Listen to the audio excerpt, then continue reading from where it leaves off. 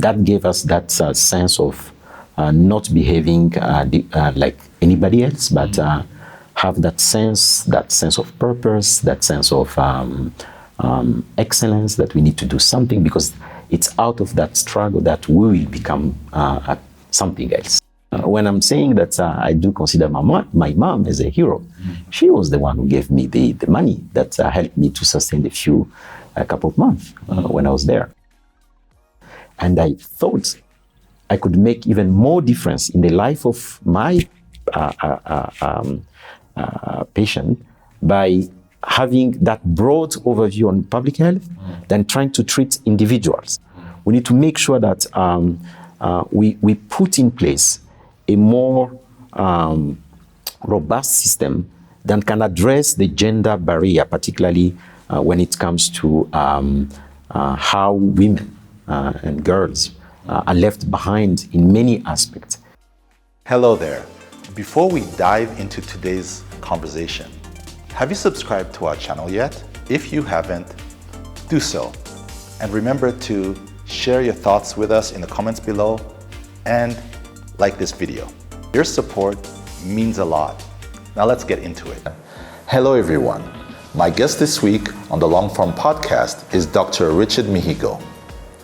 Dr. Richard is a senior director at the Vaccine Alliance in Geneva, Switzerland. He joins us this week to discuss his personal journey, his work, and why he's standing for the post of World Health Organization Regional Director for Africa. Dr. Richard Mihigo, welcome to the Long Form. Thank you for having me, Sanny.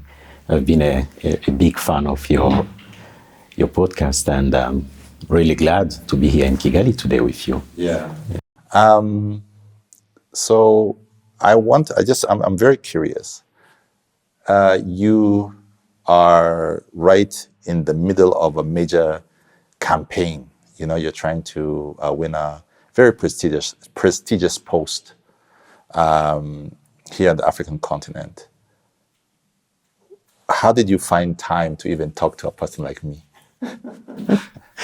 No, thank you. Thank you for the question. And I do care about people.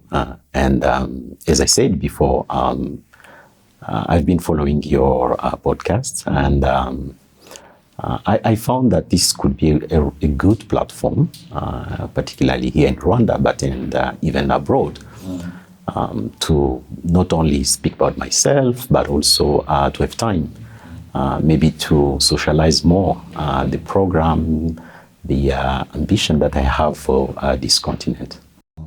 So I'm always fascinated by the stories of Rwandans who are not born in Rwanda. You were born 1966 in Bukavu. Then it was called Zaire. Now it's the Democratic Republic of Congo. Were you a Zairean citizen, or were you a refugee at that time? Oh, no, thank you for raising that question. And you know very well that the history of our country is quite very complicated. So I was a refugee. My parents fled this country, like many other family in Rwanda, in 1959. And we were born in DRC as a refugee over there. And this is not a specific thing for me. I think my story is shared by many Rwandan as we speak today. This is what it is. Yeah. What was that childhood like in, the 60s, the 70s? I mean, that was the time of Marshal Mobutu Sese Seko. Some people would say that, that was the golden time. Well, would you say that was your experience? It's, as many refugees that were raised abroad, I think I spent a very normal childhood. I had unfortunately lost my father when I was still very young. And was raised by a single mom. Wow. Which will have impact in my future. Maybe we can speak about that later on. The choice in my career, the way I see the world today, and how my own posture vis-a-vis supporting other people. So it was a very good time, I think, in a very modest family in DRC, and we were around family values that were conveyed by our parents, relatives, and I think all of those had implication in my later on choice in life. So I can say that it was a normal life, normal family, and at that time there was very little interest in politics in DRC, the Zaire at that time. So we were just like normal kids. And how many did you have siblings? Yes, I do. I came from a very large family. Yeah. So we're actually 10. 10 people. I have 3 sisters, 7 brothers. Some are still alive. Others have passed on. My mom, who's probably one of the most important person in my life, just passed away a couple of years ago. She was a true how can I say it, a hero in my life, really. And she's the one who raised us and gave us all the values that we are still carrying today. I'm trying very humbly to pass that on my own children. Yes. She passed away. She had a cancer, and this is what has also shaped a bit of my future in public health. I'm a very renowned specialist in immunization globally, and she passed away from a cervical cancer, which is something that can be easily preventable today. We do have vaccine actually to prevent cervical cancer today. And I'm very glad that Rwanda, for instance, was, I don't know if you know that, one of the first country to introduce that vaccine in Africa. And I contributed a bit because I was at that time working for WHO in charge of immunization. And this country showed the way, actually, for many countries on the African continent, introducing what called human papillomavirus vaccine. Yeah. You called your mother a hero. Why? She is a true hero. Today it might seem a bit easier, but remember my father passed away in 1974. That he would have been 8 years old. Exactly. My mom at that time, you can't believe it, she was 28 years old. And raising us at that time as a single mom, all of us going to having education. Me and my siblings, we all went to college, graduated from major universities. What else can we ask for a parent? And she did this without having done, let's say, outstanding studies. I think she graduated from secondary school only, but she really worked hard to not only raise us in a very, let's say, comfortable environment, but more importantly, she made sure that there was food on the table. That's important, especially when you have that many boys. You can imagine. Yes. So what did she do? Was she in business? Was she a civil servant? No, was she a farmer? Back in Zaire in that time, she was working as in a private sector, in private company. She worked in a bank, then worked in a private company. And when we came back to Rwanda in 1994, after the genocide against the Tutsis, she started her own business here in Kigali. And many people in Kigali can actually relate with that. She had a very renowned restaurant here in town. What was it called? It was called Terra Nova. Yeah, so it was right in front of the former Minister of Health headquarters. And it was a very interesting spot because many people at lunchtime and young professionals at that time were gathering there. We're trying to, to make our dreams for the new Rwanda become a reality.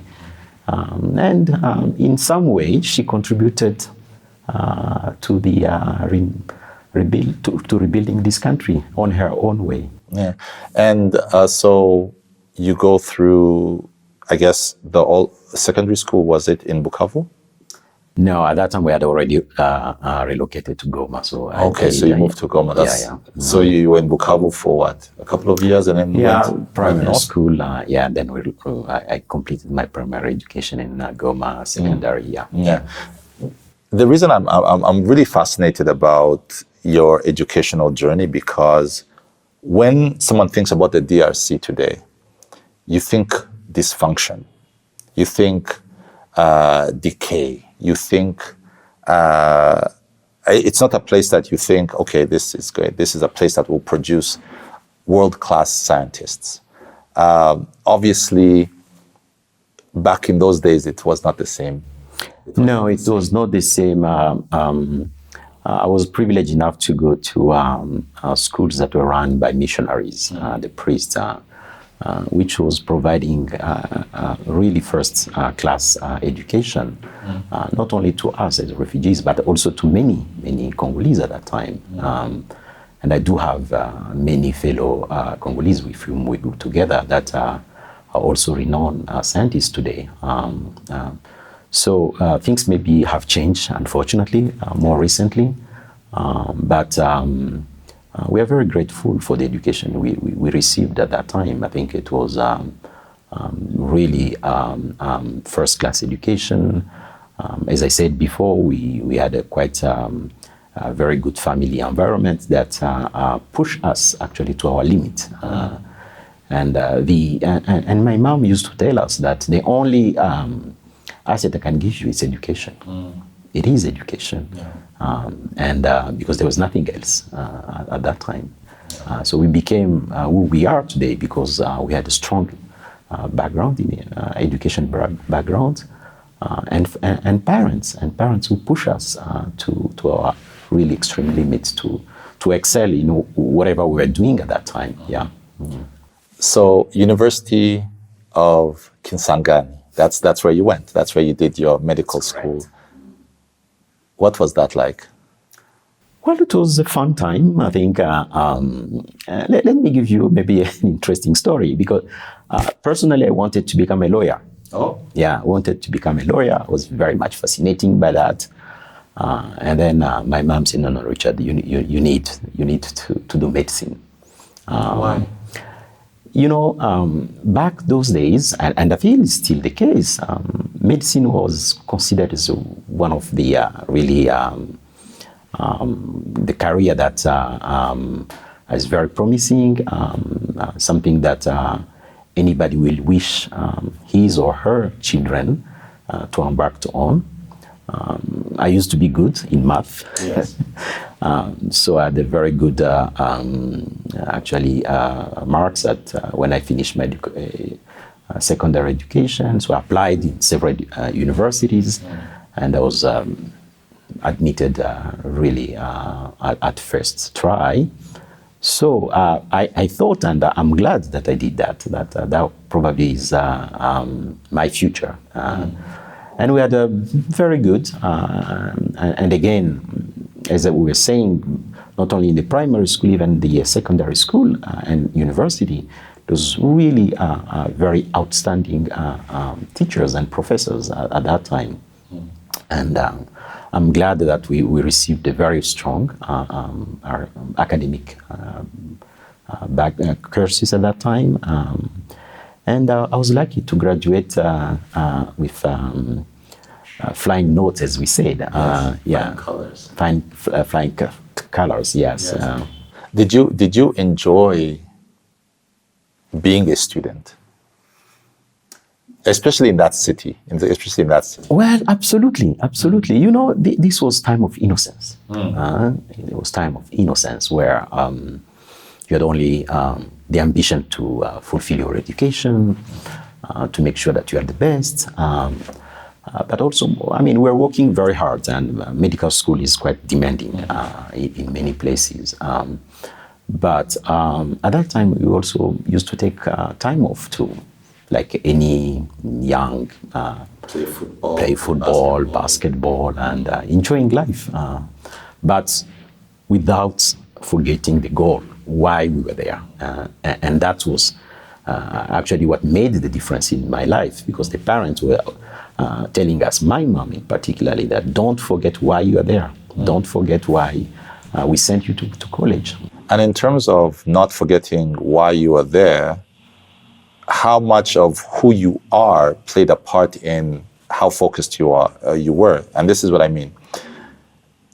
Our parents being refugees, being Rwandan refugees, that was a major part of their identity, and their understanding that, you know, we're here, we're in Uganda, we're in Kenya, we're all over, but we're not them. We are who we are. There's a certain level of excellence that's expected of being, you know, Rwandan.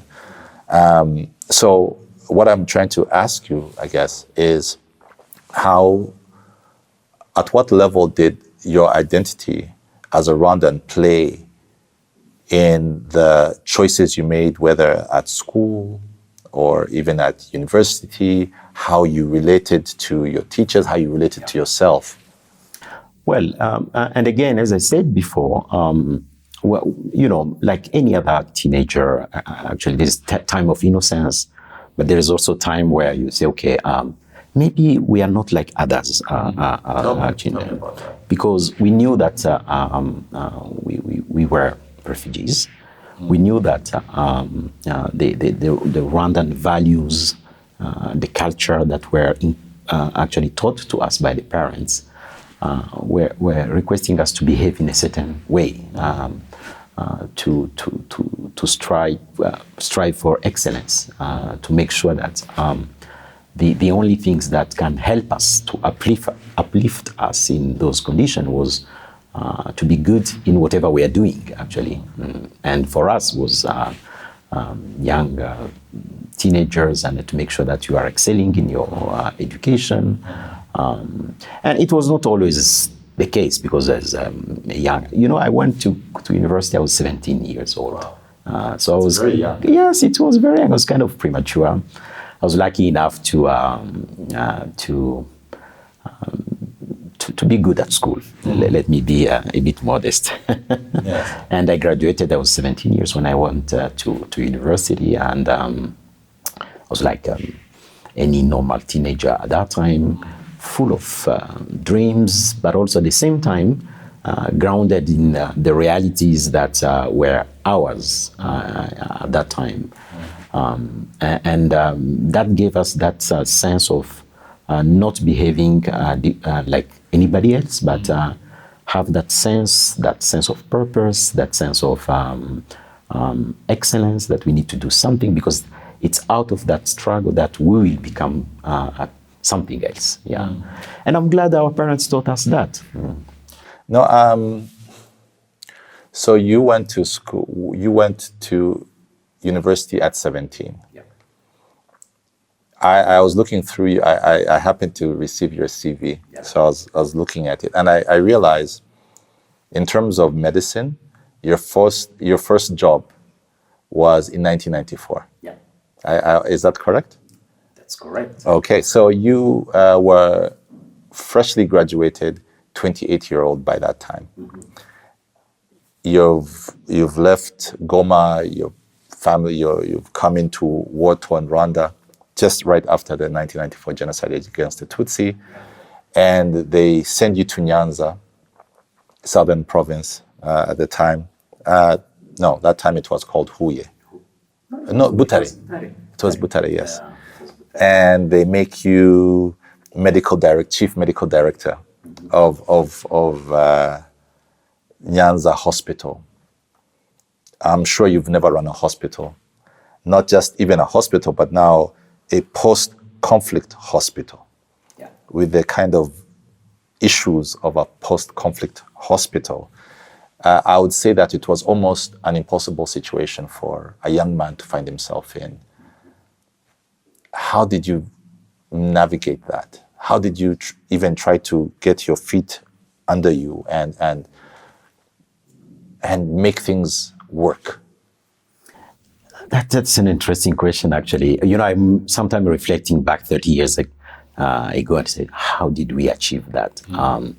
So I need to say that back to university, actually, our courses was very much interrupted many years due to, for those who are very familiar with the Zaire history at that time, there was a lot of interruption in between because of the political situation there. There was what was called at that time the pillage. University were closed for, I think, for almost 3 years. We lost time, actually. 3 years, you went back home? Well, we went back home, we came back again, and that was towards the end of Mobutu regime, actually. So anyway, and I'm glad I went to university quite young. So the years that we lost in between there actually helped a lot, at least when I graduated. So when we returned back to Rwanda after the genocide against the Tutsi in 1994, you can't imagine the situation at that time. When was that? When did you, what month was it? I was here in Kigali almost beginning of August. That was like 2 or 3 weeks after the liberation. And I remember that time when we went to the Ministry of Health. I think we're less than 30 medical doctors at that time because the situation was so chaotic at that time. And there was no expectation what you want to do. And we're like, I'm here. I need to do something. I need to do something for my country. What, if I may, you've just graduated. You now have a Zairean medical degree. Why did you choose to leave the relative comfort of Goma and everything that you've known to kind of say, you know what, I'm going to start my career in the hardest situation that I'll probably ever find myself in? Well, I think beyond myself, I think this was the situation of many young Rwandans at that time. Remember, we were coming from a horrible situation where everything was to be start from fresh in this country. And there was this really sense of duty that we felt, everybody, that we need to do something for our country. So there was no doubt in my mind. So I jumped on the first bus, and my mom was living in Gisenyi at that time. And then I said, okay, I'm going to Kigali. I need to do something for my country. Worked in Ministry of Health. At that time, when a qualified medical doctor was like, ooh, hallelujah, we found at least a qualified staff. And where do you want to work? And I was like, I don't really mind. Wherever there is a need, I'm ready to serve. So it's okay, we're going to send you to Nyanza hospital. And so like, okay, where's Nyanza? That's fair. Yeah, and the next morning I was on a bus, and went to Nyanza, and then got there. The hospital was almost empty. We have few nurses that were at least running the hospital. There was one NGO, fortunately. And I said, no, I've been sent to help you. This is how I started. Did you have a document saying that, hey, I'm the new... No, I mean, there was, even though it was early after liberation, I think, glad enough, there was a system that was there. We had a Minister of Health. I was working at that time with the current Minister of Interior, Dr. Biruta was the Director General. The General Rudakubana was the Director of Cabinet at that time. Things was organized. So you had all your documentation, your appointment letters. Yeah. So you step into this new city, new country, new hospital, new experience, new people, everything new. Yeah. How do you even navigate all those different things? Because not only are you dealing with a hospital that is broken, it's also probably a staff that are traumatized, a population that is traumatized. I'm imagining that you're dealing with all sorts of illnesses. It must have been the challenge of a life. It was a challenge of a life. But by the way, at that time, there was very few questions we were asking ourselves in terms of do I have a car, do I have where to sleep, etc. Remember, there was no even salary at that time. What were you paid in? And again, let me tell you a story again. When I'm saying that I do consider my mom as a hero, she was the one who gave me the money that helped me to sustain a couple of months when I was there. So we were receiving, like many other civil servants at that time, just food stamp. So kaunga, ibishyimbo. And to be honest with you, I consider that period one of the best period of my life. Why? Because everything was new, everything was there to rebuild. And that's the beauty of the audacity of the youth. We're thinking nothing is impossible at that time. Of course, there was a lot of challenges. For those who are familiar with the medical field, I think we had an outbreak of measles, we have outbreak of cholera, we have outbreak of literally everything. And the hospital were almost empty. So there was working day and night without asking yourself, do I have a weekend? Do I have to do this and that? There was no luxury that young professionals have today, where you have to relax over the weekend. That is needed. I'm not saying that is not needed. But it was a different context. It was a different time where the sense of agency was everywhere. So everything was an emergency. I think slowly we started to put in place the system to organize the outpatient department. We can receive a patient from outside. We put together a maternity ward so that women can start delivering in a safe condition within the hospital. We set up a surgical wards where we can start doing minor surgery at that time. And that lasted 2 years, actually, from 1994 to 1996. And then we got a support, I remember that time, from the Norwegian Red Cross. For those who are familiar with Nyanza, that time was the first building that was renovated and expanded to make at least the condition in which we were working more comfortable. So that was a major improvement, not only in our way of working, but also for the patient that we were receiving at that time. So we had at least very comfortable wards where we could hospitalize patient. We had equipment that was starting to come at that time. Very exciting period. And every time I sit with my colleagues that we started that time, everybody recognized that was particularly one of our best time.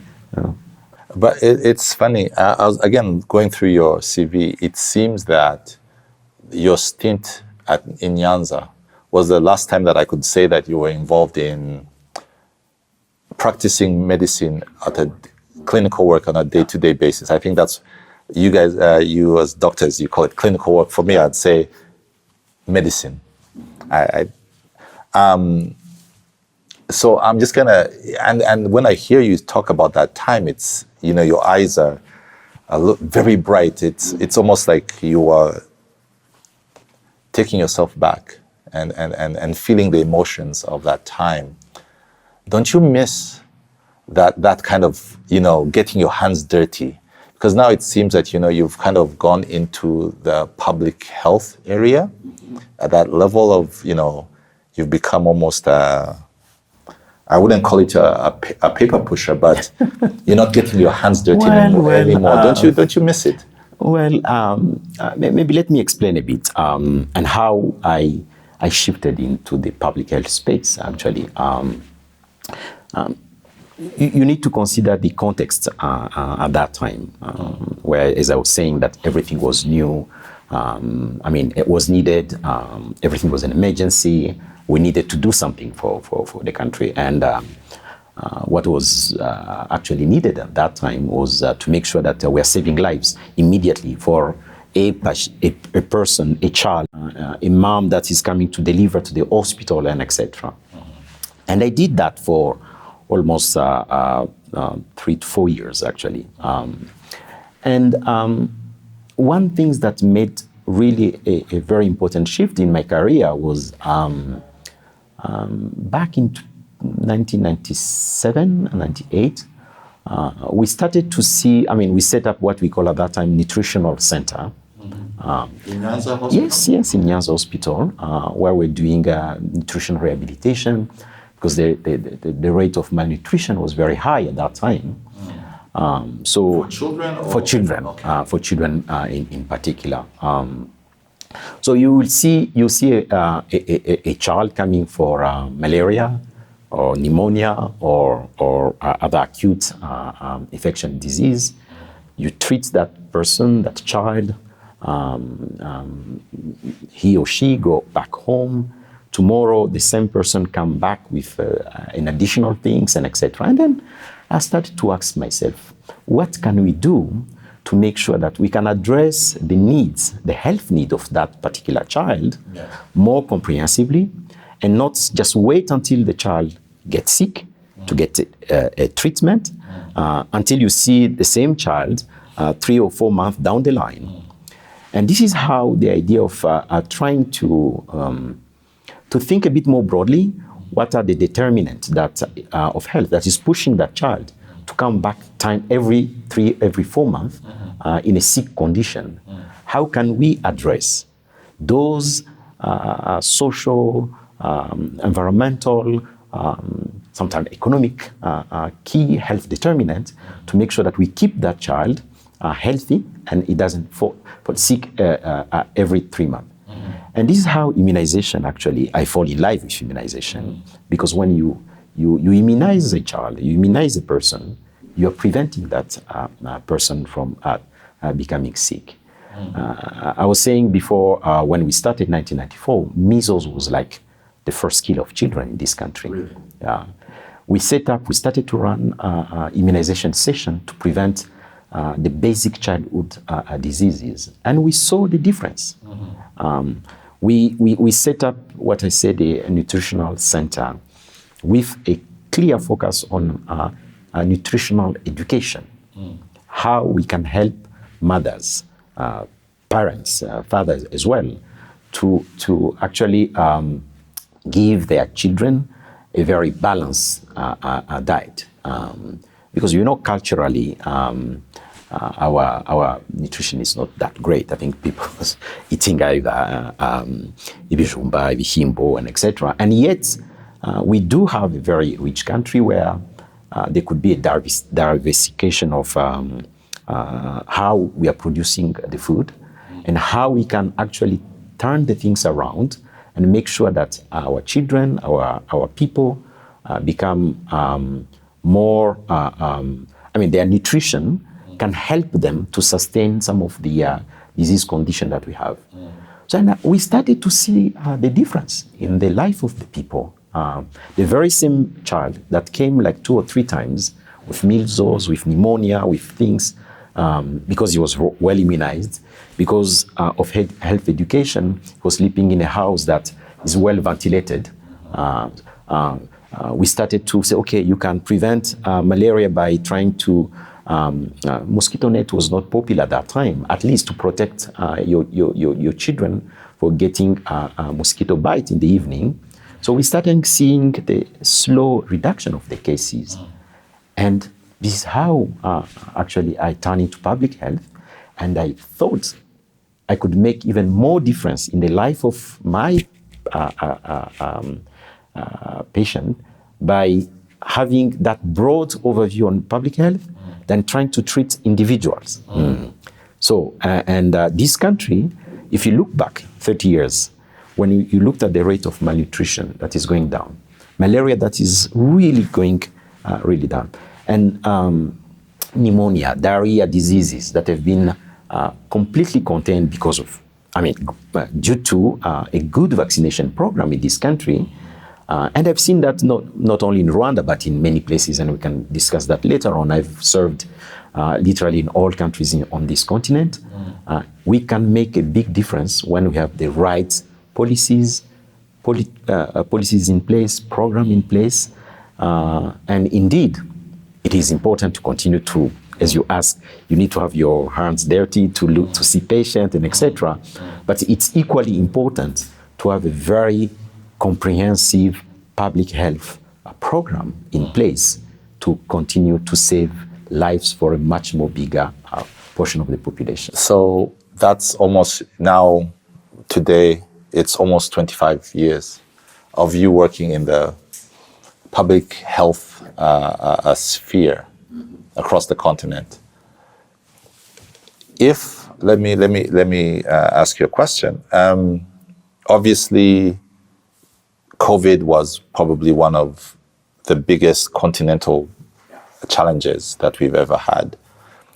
But if we put COVID aside, can you give me an instance of where you really had to deal with a major public health crisis?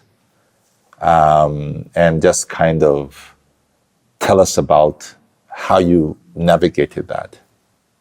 Well, unfortunately, our continent is keen to see those public health events.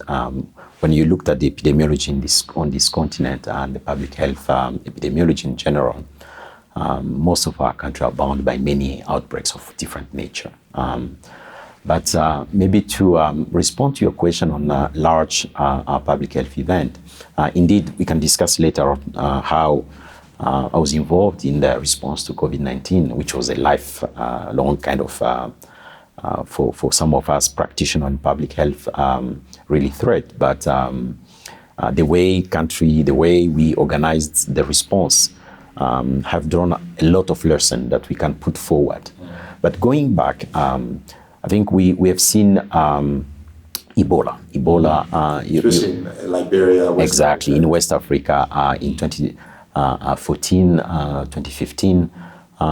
That was really a major public health event that at that time there was no vaccine against. Is there a vaccine now? Now there is a vaccine because there are different strains of Ebola virus. At that time, the major strain that was affecting those countries, strain Zaire, as we call it, and there was no vaccine at that time. So the response, the countermeasures that was put in place was looking at the different type of countermeasures, and this was the first time actually we launched, and I was in WHO at that time, such a large-scale response to a public health threat. Because if you remember very well, many countries in West Africa were locked down. There was no travel, there was no communication with those countries. And this is how you see interrelation between health, economy, and development of countries. And I think that is it's critical because people tend to see the health from a very narrow perspective, whereas health really needs to be put into perspective from a broad development context.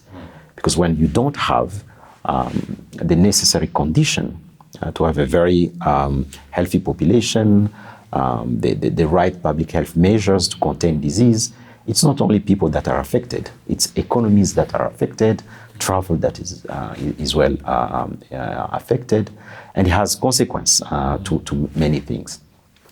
But even before COVID, Ebola, And when I look back, I say maybe that was a first rehearsal to respond to a pandemic. Yeah. In 2008, 2009, there was the H1N1 bird flu pandemic. And I remember that time I was working as in charge of immunization in the regional office on WHO, based in Brazzaville. And I was asked to actually do the first response plan for a pandemic.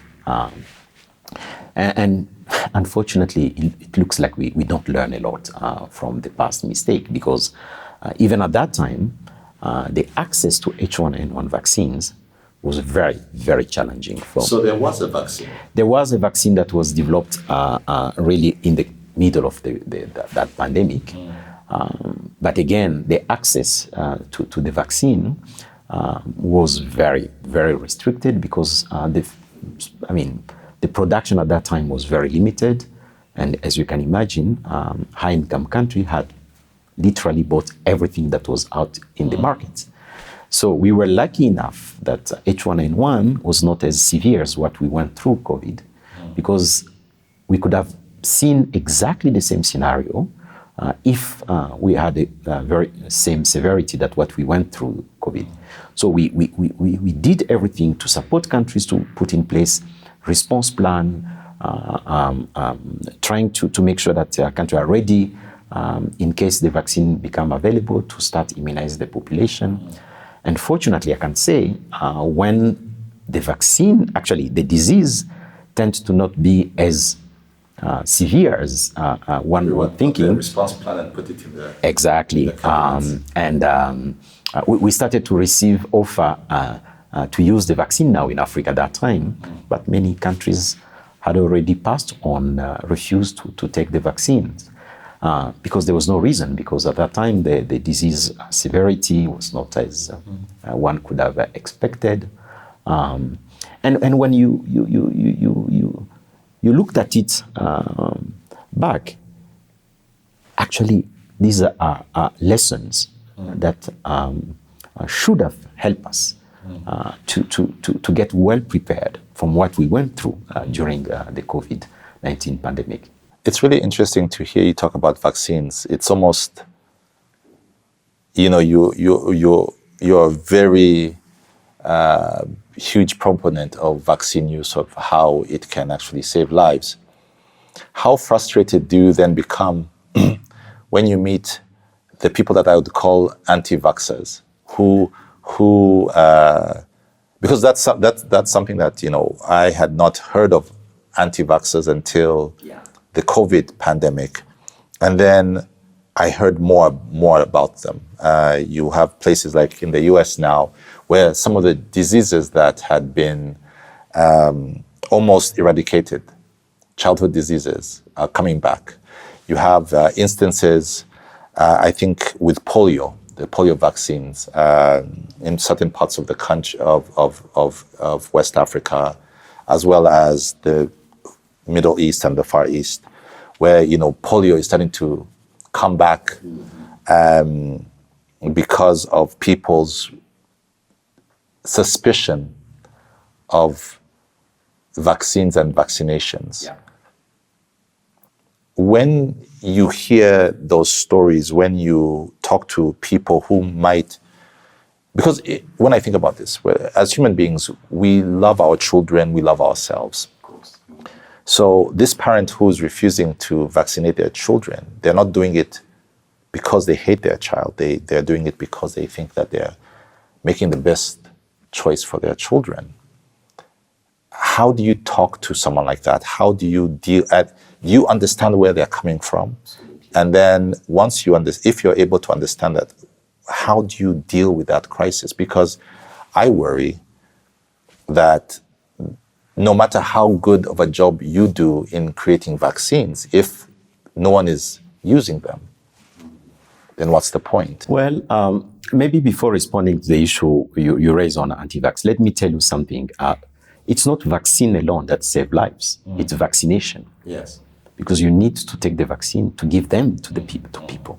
And this is why you mentioned my passion about vaccination, but my real passion is about health system.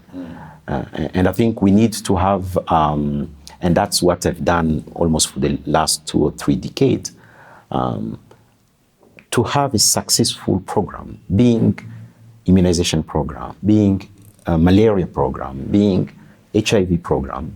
You need to have a robust health system that can deliver those interventions. So we cannot achieve anything, be it vaccination or malaria program, if we don't have the basis to deliver those things. And it has been a major driver in my career to make sure that we can help countries to build a more robust, resilient health system that can help to deliver those interventions. Now, coming back to immunization, it's clear that immunization is one of the best public health intervention when it comes to return on investment. So there is numerous studies that have proven that when you immunize people, you protect life, and the return on that investment is quite very, very high. And you are right. There is no parent that doesn't like or love his or her children. And I think, and I know I have myself children, I think we all wish the best for our own child, our own children, and etc.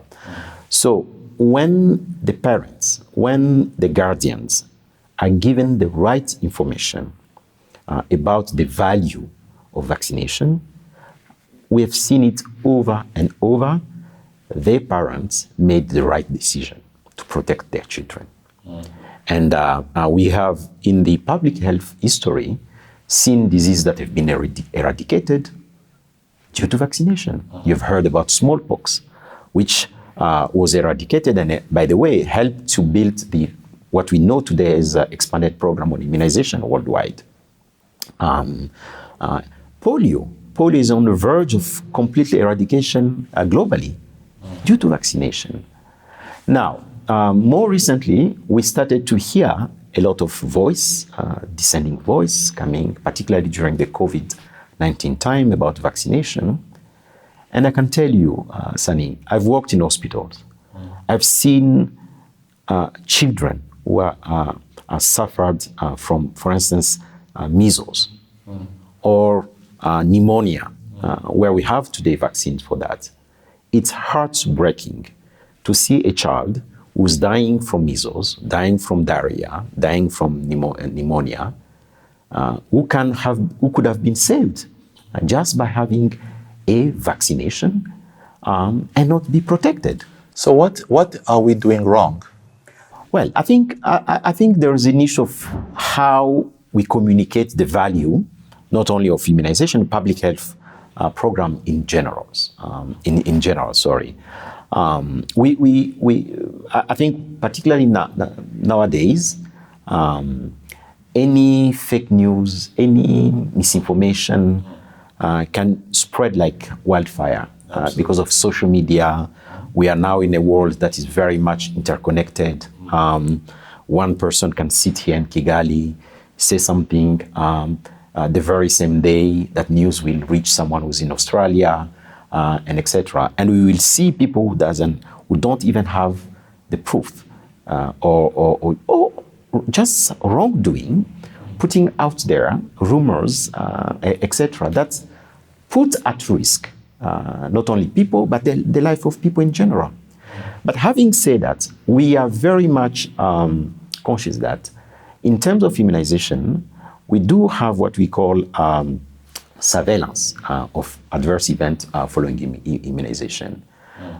When you take, for instance, a child for a vaccination, after an injection, the child could have a bit of fever, a bit of uneasiness because the body, the immune system is still struggling to fight the disease, to absorb the antigen that's being given to that particular small baby, and that's normal. That's normal. So people could build on that to try to put discredit on the intervention itself. And this is why I'm coming back to the issue I raised about system. Yes. When you have a good vaccination program, a good malaria program, but you put in place as well systems that are going to do a good surveillance so that we make sure that because there could be also a wrongdoing, a product that was not probably well stored, the vaccine that was not well preserved, not put in a right condition in the fridge, then be administered to someone, and then that vaccine led to an issue, and then you put that in general in the name of vaccination. So the issue is not that. The issue is because the system, the people are maybe storing the vaccine, they even could be anti-malaria drugs and others that are not kept in a good condition, creates issues. So the issue is not necessarily the product itself, it's how it has been stored, it has been refrigerated, and etc. But you are right, we need to live in the world we are in, with infodemics, with social media. We need to use the same tool that are spreading those misinformation to maybe educate well. And you can help us. You can help us to spread the good and positive message. I guess, it again, because of COVID, you're now also dealing with, I think, a foe that you hadn't thought about, which is actually even governments themselves and even political players, even at the topmost of leadership. You find, I will not say any names because I don't want you to say it. I'll be able to say it, but I was watching during the last Trump presidency. He was the American president at the time, and he was almost the chief anti-vaxxer, right? And so you could be, doing the right things on social media. You could be talking to the right. You could be putting out the right statements. You could be talking to people, but I think it's also incumbent on the political leaders of societies to not become the problem themselves. I'm not going to you don't have to say it. Those are my own thoughts. Well, let me say at least some things that I know. I've been privileged enough to work in many countries on this continent, and in 2016, when I was still in WHO, we did what we call we convened what we call the first ministerial conference on immunization in Africa. That resulted in the adoption of the Addis Ababa Declaration on Immunization. The objective of that conference at that time in 2016, which actually the Addis Declaration was later on endorsed by all head of states of the African Union in 2017, was exactly to create that political momentum around immunization. And I'm glad to say that we have seen quite a very, very good momentum, which was created after the ADI endorsement by African Union member states in 2017. We have seen quite a very strong political support around not only immunization, but many public health intervention on this continent. And I think we can trust our leadership if we give them, if we equip them with the right information. And I think that has been some of the strength that WHO has achieved so far to try to make sure that not only we as public health experts, but also the large public, but also the political leadership are equipped with the right information, tools, supporting mechanism to help them make the right decision for the people on this continent. And I think working, for instance, with African Union, I've seen a lot of positive things that have been done in that space. I'm a true optimist person by nature, and I'm sure that we cannot do anything without the support of our political leadership, actually. And when they are equipped with the right tools, information, well supported, they usually make the right decision for their own people. Yeah. So I first got to know you because of a tweet that I saw from the Urugwiro Twitter handle showing you shaking hands with HE, His Excellency Paul Kagame, on the 15th of this month, where the tweet said that you were meeting him to discuss your candidacy for the post of World Health Organization Regional Director for Africa. How did the meeting go? Was he, did he agree to support you? No, thanks, Sanny, for this question. I must say that I was very extremely humbled to be received by His Excellency, the President Paul Kagame, particularly the trust that was given to me to be nominated as the official Rwanda candidate for the election of the next regional director for WHO in the African region. I think this is a lifetime kind of honor, particularly for us who have been working from the last 3 decades in the public health. I think I was extremely pleased to be honored to be received by His Excellency.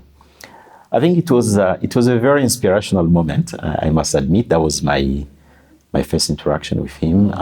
You know, every time when you hear about HE, there's so many stories and etc. But I was very pleased by our conversation. I was very pleased by his wisdom. I was really moved by how much he knows about public health and health in general, actually. So we had a very constructive conversation on public health in general. And it was a very good coincidence because at that time, that day, if you remember, there was the big meeting with more than 7,000 community health workers who were meeting in BK Arena to discuss how, their journey the last 30 years. And it was a great moment for me because back in 1995, 96, when I was still in Nyanza, I remember very well when the first, at that time, animateur de santé, Abadiana Mabu Buzima, community health workers, as program was set up. Yeah. So we contributed to really setting up this system, and to see today, 30 years later, how strong, mature their contribution to the life of Rwandan population has been, was really amazed by that. So going back to the conversation with HE, I think it always, I heard that for many people, a really interesting moment when you discuss with him. So we really had a great conversation on public health in general and how Rwanda can contribute to that. So I was really humbled by his support, and I'm looking forward really to this election, and I've no doubt that we're going to win. Yes. And see how we can at least not only put in place a more transformative program for this continent, and there is a lot we can learn from this country. Yeah. When are the elections? So the election are going to happen in August. So during the 74th session of the regional committee meeting of WHO in the African region. So the meeting will be held in Brazzaville, in the Republic of Congo. And the election itself will take place the 2nd or 27th of August. 27th of August. Yeah. Okay. And how many people are you standing against? The last Friday on the 14th, I think WHO officially announced the list of candidates. So we are 5. So I'll be representing proudly Rwanda during that election. But we do have also candidate from Tanzania, our neighbor country. We do have also a candidate from Senegal, from Cote d'Ivoire, and Niger. Yeah. How's the campaigning so far? Well, I think things are going on quite well. I was very much pleased by the support, the guidance, the advice we received from HE, His Excellency Paul Kagame. I think the country is really behind this candidacy. And I think things are going quite very well. Yeah. Do you go, for example, do you go from country to country? Are you meeting? Because I can't even imagine how does someone even campaign for this post? Who are the voters? Who are the electorate that you need to convince? Because for me, I'm already convinced. I would vote for you, but I don't think that I'm an elector. You are not. Yes. So who are they? So it is the country that are, countries, they're the one who are voting. So the WHO regional office or regional office for Africa is composed of 47 member states. So all the 47 member states needs to cast one vote. So these are countries mainly in the sub-Saharan part of the Africa continent. So those are the ones who are going to elect the next regional director for WHO in the African region. So we do reach out to specific countries to not only request their support, but we are requesting their support based on our strong program that we are planning to implement. It's not just to request the support for the sake of requesting the support. I think we have built up a very strong program. We have come up with very clear ideas on how we can change things on this continent. And it is through that process that the government is helping to make sure that we can convince as many countries as possible to vote for us. So it is expected that in the next couple of weeks, we are going to be traveling to try to convince as many countries as possible. Are you talking to the heads of state? Is it the ministries of health? We do have indeed a strong team here in Rwanda that is helping with this campaign, the Minister of Health, the Minister of Foreign Affairs, our network of embassies throughout the continent. So we are using all of these different channels to make sure that we can reach to as many countries as possible. Yeah, so you're talking about some of the things that you want to bring to the African continent based off of your campaign manifesto and the things that you believe in. I guess there are a couple of questions that I'd want to ask. One, why do you want to lead? I understand at some level, of course, everyone wants to be Muyos, everyone wants to be the boss. But it cannot just be because you want to be the boss. There must be something that is driving you. There's some innovation that you want to put in place. What are your innovations? What's your drive? When we started this conversation, I gave you a bit of the background and things that shaped my vision, my career in public health, and how actually I saw that when you put in place the right policy, the right system, you put in place the right leaders, you can change the life of people for the good. So this campaign is not about me as an individual. Indeed, I'm, of course, carry out a program that I believe can help to really have a real impact in the life of people on this African continent.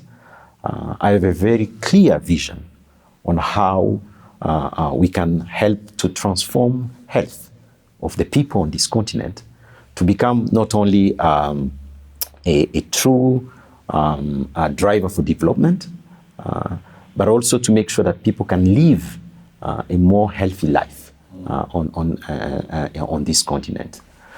So it is based on that vision, and particularly my own public health history, that I thought that with the large experience that I have in public health in general, that I can provide my contribution to the well-being of the people on this continent.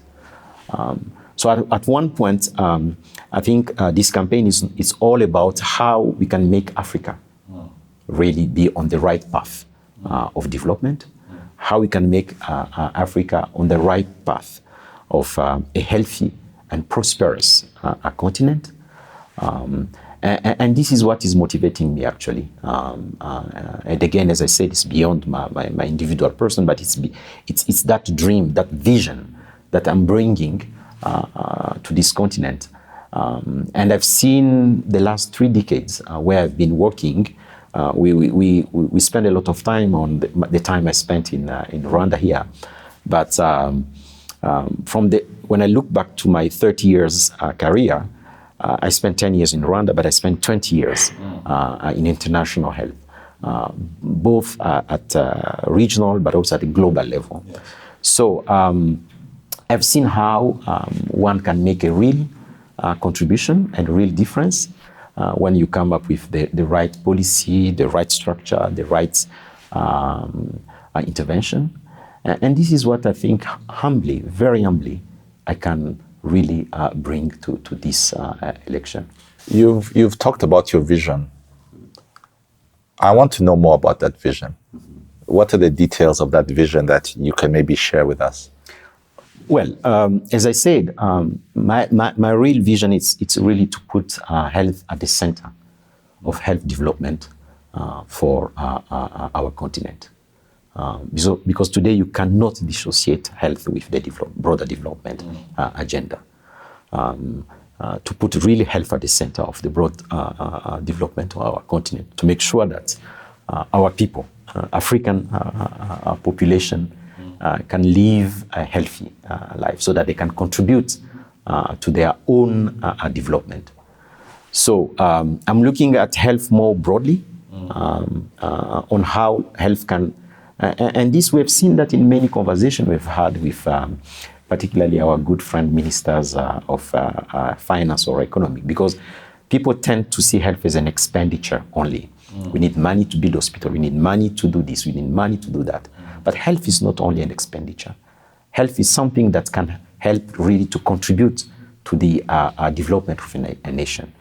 Because when you have a healthy population, those people can strive and contribute more efficiently to the prosperity of their own families, their own communities, and their own nation. That's really the broad vision. And to transform that vision in real day-to-day activities, I came up with a very robust program on how I will put in place some very strategic shift to what we have seen so far today, and how we can move forward in terms of that vision that I'm articulating. I don't know if we have time, but I can go maybe very quickly on those. Of course. Number one, you mentioned a lot about the consequence of COVID-19 pandemic. What did COVID-19 pandemic teach us?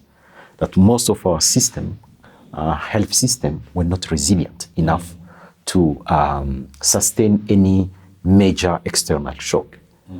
We saw how literally everything collapsed during COVID. The responsiveness, the preparedness of our system was really very weak. So I want really to make sure that we help countries to build a very robust, resilient health system that is based on a primary healthcare system that is really responding to the needs of the population. So the primary healthcare system is the foundation of any well-functioning health system. So you need to make sure that the people on the grassroots level can access the basic health package that they need, not only in terms of curative services, but also preventive services, promotional services, in a very comprehensive manner. And when you have such a system in place, you can start building anything else that could make your health system more resilient to any type of shock that may come later. Secondly, I think, and again, to not really fall back to, I spoke about the H1N1 pandemic 28, 29, what we went through in Ebola in 2014, 2015, more recently with COVID pandemic. I think what all of these major outbreak teach us was that we need to make sure that we have a very strong prevention, preparedness, and response capabilities to any public health threat that will come. And that goes through many aspects, not only to have a strong, robust surveillance system, early detection of cases, so that we can prevent them quite quickly, we can respond more efficiently. And beyond that, by the way, you can have also all the tools that are necessary to respond to such threats. We saw during pandemic, for instance, COVID-19, how our continent was locked out from accessing any diagnostics, therapeutics, or even vaccines. Yes. And today, we are trying to make sure that Africa can become as well resilient in that area. For instance, vaccine manufacturing. We need to promote local vaccine manufacturing in Africa. And what Rwanda is doing, for instance, for the moment with the quite very good initiative that they've launched here with the BioNTech vaccine manufacturing plant, is actually going in that direction to make sure that we have the right things, capability on our continent to respond to those things. And it goes beyond, indeed, vaccine manufacturing. It's also related to therapeutics, diagnostics tools that needs to be produced locally. We discussed about the need to fight the diseases. But our systems don't need to respond to disease only. They need also to respond to other conditions. Communicable disease is still a major issue in many places. When people start to feel better, we see what? We see the rising of non-communicable diseases. We still have a lot of issues with maternal mortality, infant mortality rate. And all of that, if we put in place the right strategy, we can really turn the course on that. And the underpinning process of all of that, we need to have a system that is more equitable, yes, that can serve all the people. We need to make sure that we put in place a more robust system that can address the gender barrier, particularly when it comes to how women and girls are left behind in many aspects. And I will draw inspiration for what has been done in this country to champion gender equality in health, for instance. And I can go on and on. No, 100%. You know, we've talked about, COVID, we've talked about bird flu. All those are, I guess, pathogens or viruses that we saw coming from Asia. I'd be curious to know, do you see any medical threats coming from our continent that might be brewing from the jungles of Liberia, or whether it's in Central African Republic or Congo Brazzaville, where I guess because there are some who believe that, for example, HIV came from some of our jungles. Are there any medical threats that you see maybe coming from Africa? Sanny, do you know, we now live in a time where our world is so interconnected. We're talking about social media, we're talking about the connectivities that exist today across the world. I think nobody can be safe in a place if we are not all safe globally. And I don't think that it's just important to focus on what can come from our own continent or even from outside. I think what is more important is to equip our countries, to equip our national health system with the capability of being able to detect early any public health threat that may come from within the country or from outside the country. It's only that way that we can be able to not only preserve the integrity of our own people, health of our own people, but we can also help to address the threat more globally. You know, WHO has put in place what we call the International Health Regulation, which is a very important provision that actually was revised just recently during the World Health Assembly 3 weeks ago in Geneva, to try to make sure that countries can work together, to exchange information, to make sure that there is solidarity when it comes to new pathogens that are emerging. How do we make sure that we can help each other to address some of these things? So it's all of those issues in this current global public health ecosystem that needs to be really addressed more comprehensively, so that someone living, as you said, in a jungle in Liberia, in a Nyungwe forest here in Rwanda, in Tombuktu, somewhere in Mali, can feel safe because his country, her country, has put in place or working together with other countries to make sure that people can be protected. And when there's new threats, those threats can be detected as early as possible, to make sure that it could be not only a national response, but it could be also a much more global response.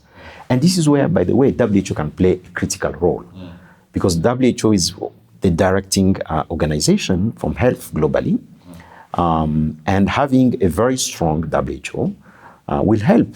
And this is part of my ambition for WHO, to help countries actually be in a good position to respond to such threats that are coming from within, but also from outside our country or our continent. Yeah. Dr. Richard, last question. Why should we, as Rwandans, care about your candidacy? That's a very interesting question, Sanny. Well, I think, first of all, as I said, I like the way you're asking the question, my candidacy. But again, as I said, it is a vision that I have that is federating many people that I've talked to the last couple of years on what needs to change substantially on our continent. I didn't wake up in the morning and I said that I'm going to run for WHO position. I think there's been a sort of realization on a day-to-day basis in my career, not only within WHO, but also outside WHO, because I've had other responsibility outside WHO at global level. Slowly I came to the realization that there is something that we can do for our own continent. Nobody else will come to solve our problem if we cannot put ourselves our own efforts to do that. Now, back to your question, I think, as I said, there is that vision that I have for this region. There is this background that I'm carrying out from 3 decades in transforming public health, not only in my country, here in Rwanda, but in Africa and more globally. And I think if I put all of these things together, with, of course, the support not only of my country, but the support of the countries in this continent, we can really create a momentum that can see Africa stand strong, tall, responding to the needs of the people on this continent, and start to dream for a continent that will be not only prosperous, but that will really be caring from the needs of its own people. And I will be realizing that dream. Dr. Richard, thank you so much for joining me on the long form. Thank you. Thank you. And I wish you nothing but luck. We are all standing behind you. Thank you.